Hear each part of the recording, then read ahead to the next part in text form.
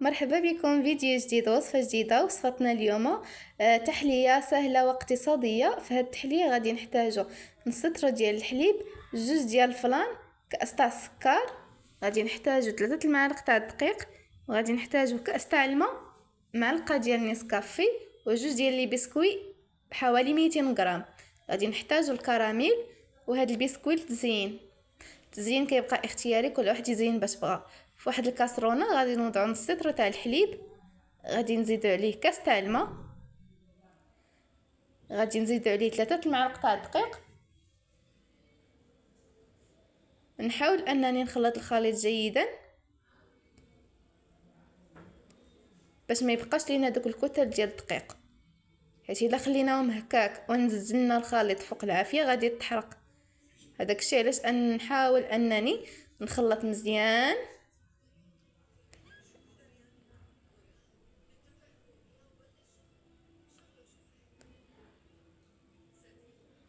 نزيد نص كاس تاع السكر. في هذه المرحله غادي نزيد زوار جوج ديال المعلقه ديال الكراميل ونحرك. اللي بغى وصفه الكراميل يمكن لهم انكم تقولوا لي في التعليقات ونقدها لكم في الفيديو الماجي. وكيف قلت لكم الكراميل اختياريه، تقدري ما ديرهاش الا كانت ما متوفرش عندك. نزيد نص كاس تاع السكر، حيت النص الثاني غادي نحتاجوه في الطبقه الثانيه. كيف قلت لكم هاد الوصفه جد اقتصاديه، ما فيهاش بزاف ديال المكونات، يعني يقدر اي واحد يديرها، في المتناول ديال الجميع. من بعد نزيد فلان، انا اختاريت انني نديرو بنكهه الفريز، تقدري ديريه بالنكهه اللي بغيتي نتيا. تقدري ديريه كراميل، تقدري ديريه شكلاط، وتقدري ديريه فاني. كاينين نكهه انت اللي كتحكمي فيها، انا بغيت نديرو في مذاق الفريز. حاول انني نخلط الخليط مزيان،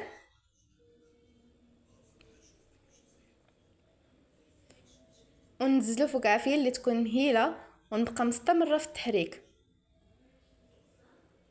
انا كتشوفوا هكاك العافيه، ولكن راه نقصتها من بعد.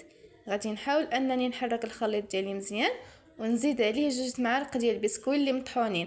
انا هنا احتاجيت صابلي، جوج ديال لي صابلي ديال الكوك، غادي حوالي 200 غرام. وغادي نحاول انني نطحنهم في الهاشوار، ومن بعد غادي نزيد منهم جوج ديال المعالق في هذه الصلصه. نحاول انني نحرك مزيان وندمج العناصر مع بعضها البعض. في واحد الاواني ديال الفلان غادي نحط البسكوي، من بعد غادي نزيد عليه الكراميل. تقدري انت ديري ديال الفريز، حيت كاينه واحد الشكلاط تاع الفريز، كاين شكلاط تاع شكلاط كحل، شكلاط بيض.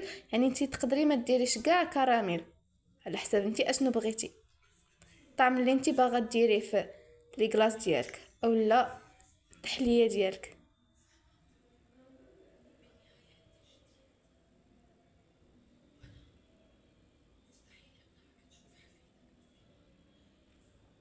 من بعد نخوي الخليط ديالي في هاد الكؤوس. انا كنخويهم بالتساوي، يعني كنعبر بالمغرفه. انتي كتعبري باش ما بغيتي تقدري تخويهم هكا، يعني كنديروها دفعه واحده. تليق انك تحطيها في الا جاو عندك الضياف، وكتليق في هذا الصيف.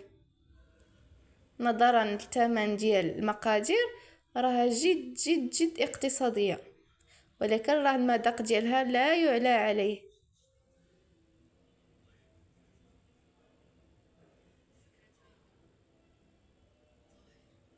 حاول انني نفرقها كامله بالتساوي في دوك الكؤوس اللي عندي. انا خرجت لي 6 ديال الكؤوس. كيبان لكم بانها الكؤوس ما عامرينش، ولكن راه غادي نزيدو الطبقه الثالثه اللي غادي تكون غادي تعلي لينا التحليه ديالنا. غادي نزيد معلقه تاع نسكافي، وغادي نزيد نص كاس تاع السكر اللي كان بقى لينا، وغادي نزيد جوج كيسان ديال الماء وربع في واحد الكاسرونه. نحركهم كاملين على البارد، ومن بعد نزيد لهم واحد فلان تاع الفريز. هاد الفلان ديال الفريز تقدري انت ما ديريش فلان تاع الفريز، تقدري ديري ديال الكراميل كيف قلت لك، الطعم انت اللي كتحكمي فيه. انا درت الفريز حيت الفريز والنسكافيه كيعطيو واحد اللون اللي زوين، وحتى المذاق كيعطيو مذاق رائع. نحاول انني نحركهم على البارد، عاد ننزلهم فوق واحد العافيه اللي تكون مهيله. كيف قلت لكم هاد الوصفه ديالنا كتبغي انها تكون عافيه مهيله باش ما يتحرقوش المكونات ديالنا، نظرا لانها فيها السكر كيتحرق. داكشي علاش نحاولوا انها تكون العافيه مهيله. بالنسبه للطبقه الثانيه اللي درنا فيها الفلان والحليب، نحاول انني نحرك مزيان وما نخلاش انها تحرق. كيف ما شفتوا معايا سابقا انا كنت غفلت عليها واحد شويه وكانت غادي تبدا تحرق ليا من التحت.